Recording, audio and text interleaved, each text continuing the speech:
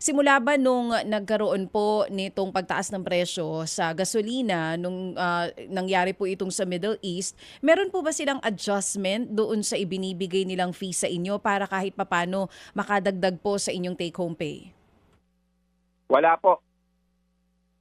Yung mga yung singil din po sa mga CS o sa mga customer, yung mga commission po na kinukuha sa mga vendor o merchant, mga fast food, hindi naman po yan nagbago. Pero yung delivery po, yung nakukuha po namin, yung income po namin ay nagbabago.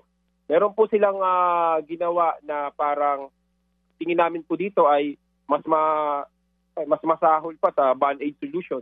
Halimbawa po, yung discount sa gasoline stations, dati pa po yan ginagawa.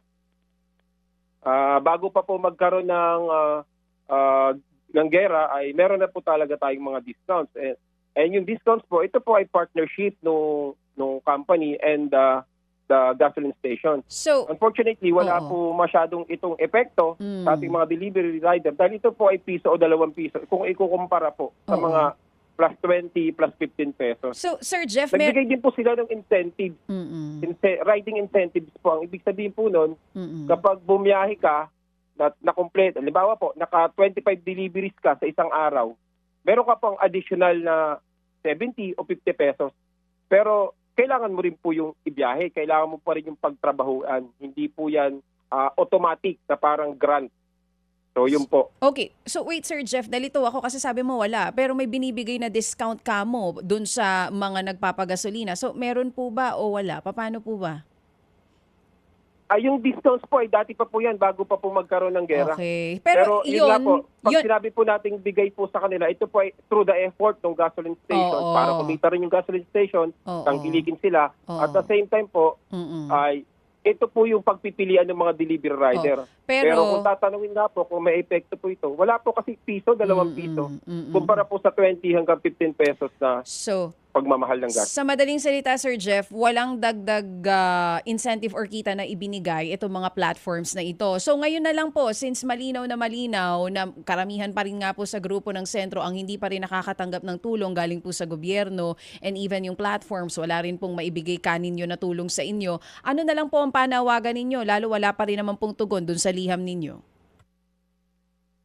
Yun po, ang panawagan na po namin, direkta na po kay Secretary ng DSWD. Kami na po yung magre-request sa kanya ng dialogue kasi po talagang hindi po umuusad kung dumedirekta po kami sa mga regional director. Baka kailangan na po yung mas mataas na may panunungkulan para bigyan po ito ng aksyon.